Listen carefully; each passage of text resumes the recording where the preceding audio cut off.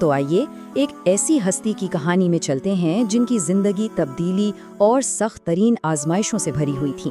یہ داستان ہے پیغمبر اسلام محمد صلی اللہ علیہ وسلم کی، جنہوں نے نہ صرف ایک معاشرے بلکہ آنے والی پوری دنیا کا نقشہ بدل دیا۔ ان کی زندگی کے اس سفر کو سمجھنے سے پہلے یہ دیکھنا بہت ضروری ہے کہ وہ دنیا کیسی تھی جس میں ان کی آنکھ کھلی، ایک ایسی دنیا جسے واقعی ایک بڑی تبدیلی کی ضرورت تھی۔ وہ دور جسے جاہلیہ یعنی جہالت کا زمانہ کہا جاتا ہے، اصل میں بہت عجیب تھا۔ اس میں کچھ اچھی باتیں بھی تھیں اور کچھ حد سے زیادہ بری بھی، لیکن کل ملا کر ظلم، ناانصافی اور جہالت کا اندھیرا ہر طرف چھایا ہوا تھا۔ یہاں جو فرق نظر آتا ہے نا، وہ واقعی حیران کر دینے والا ہے۔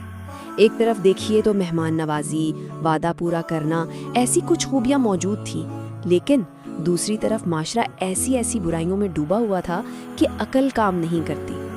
بیٹیوں کو زندہ دفن کر دینا اور یہاں تک کہ باپ کے مرنے کے بعد اس کی بیویوں یعنی اپنی ہی ماؤں کو وراثت میں مال کی طرح بانٹ لینا، یہ سب عام تھا۔ خاص طور پر عورتوں کی حالت تو انتہائی خراب تھی۔ اگر کسی کا شوہر مر جاتا تو بیوہ کو منحوس سمجھا جاتا تھا، اسے 1 سال کے لیے ایک چھوٹی سی کوٹری میں بند کر دیا جاتا، یہاں تک کہ اسے نہانے کے لیے پانی تک نہیں ملتا تھا۔ وہ تو بس ایک چیز سمجھی جاتی تھی، انسان نہیں۔ مگر اسی اندھیرے ماحول میں ایک نوجوان ایسا بھی تھا جو نبوت کے اعلان سے پہلے ہی انصاف کے لیے کھڑا ہونا جانتا تھا۔ اس کا ایک بڑا مشہور واقعہ ہے۔ اس وقت آپ صلی اللہ علیہ وسلم کی عمر صرف 20 سال تھی۔ ایک تاجر مکہ آیا، لیکن یہاں کے ایک سردار نے اس کا مال اور اس کی بیٹی دونوں پر قبضہ کر لیا۔ اس بیچارے نے کعبہ کا غلاف پکڑ کر فریاد کی۔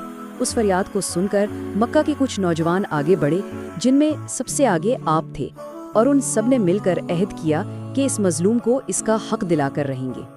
اور پھر جب آپ نے 40 سال کی عمر میں ایک اللہ کی طرف لوگوں کو بلانا شروع کیا، تو وہی معاشرہ جو کبھی آپ کی عزت کرتا تھا وہی آپ کا دشمن بن گیا۔ ذرا سوچئے، وہی لوگ جو آپ کو ہمیشہ صادق یعنی سب سے سچا اور امین یعنی سب سے امانت دار کہہ کر پکارتے تھے، اب انہوں نے آپ کو بدنام کرنے کے لیے جادوگر اور کاہن جیسے نام دے دیے۔ یہ اس بات کا ثبوت تھا کہ انصاف اور برابری کا پیغام ان کے پرانے نظام کے لیے کتنا بڑا خطرہ بن گیا تھا۔ مخالفت صرف باتوں تک نہیں رہی، یہ جلد ہی ذاتی اور بہت شدت والی دشمنی میں بدل گئی۔ اور دکھ کی بات یہ ہے کہ اس میں اپنے بھی شامل تھے۔ آپ کے اپنے چاچا ابو لہب بازار میں آپ کے پیچھے پیچھے چلتے اور پتھر مارتے، یہاں تک کہ آپ کی پنڈلیاں لہو لہان ہو جاتی۔ اور بے حرمتی کی انتہا تو دیکھیے، آپ جب عبادت کی حالت میں ہوتے، سجدے میں جھکے ہوئے، تو آپ کی پیٹھ پر اونٹ کی گندی اوجری لا کر رکھ دی جاتی۔ وہ اتنی بھاری ہوتی تھی کہ آپ سجدے سے سر تک نہیں اٹھا پاتے تھے۔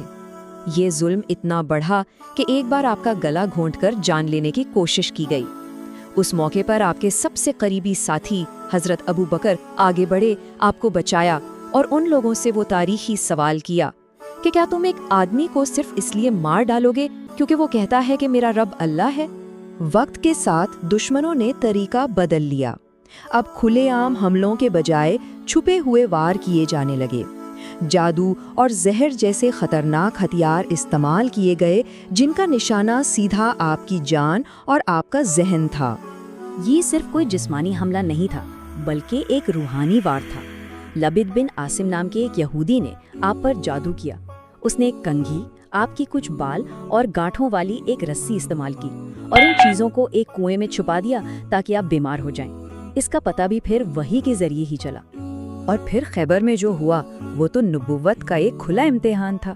وہاں زینب بنت الحارث نام کی ایک عورت نے آپ کو بکری کا گوشت پیش کیا، جس میں بہت تیز زہر ملایا گیا تھا۔ اس نے کہا، اگر آپ نبی ہوئے تو بچ جائیں گے، اور اگر صرف ایک بادشاہ ہوئے تو ہمیں آپ سے نجات مل جائے گی۔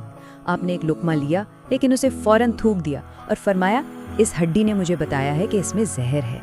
حالانکہ آپ اس زہر سے فوری طور پر تو بچ گئے، لیکن اس واقعے کے اثرات بہت گہرے اور آخرکار جان لیوا ثابت ہوئے۔ یہی واقعہ آپ کی وراثت کو شہادت کے درجے تک لے گیا۔ وہ زہر ایسا نہیں تھا جس کا اثر اسی وقت ختم ہو گیا ہو۔ اس واقعے کے بعد آپ صلی اللہ علیہ وسلم 3 سال تک زندہ رہے، لیکن اس زہر کے اثرات آپ کے جسم میں مسلسل تکلیف دیتے رہے۔ اپنی زندگی کے آخری ایام میں آپ نے اپنی اس تکلیف کو سیدھا خیبر کے اس زہر سے جوڑا۔ آپ نے حضرت عائشہ سے فرمایا، اے عائشہ، میں خیبر میں کھائے اس کھانے کی تکلیف آج تک محسوس کر رہا ہوں، اور اس وقت مجھے ایسا لگ رہا ہے جیسے اس زہر سے میری شہ رگ کٹ رہی ہے۔ تو گویا آپ کی وفات ایک عام موت نہیں تھی، بلکہ اس لمبے حملے کا انجام تھی۔ اور یہی وجہ ہے کہ علماء اس بات پر متفق ہیں کہ آپ کی وفات دراصل ایک شہادت ہے۔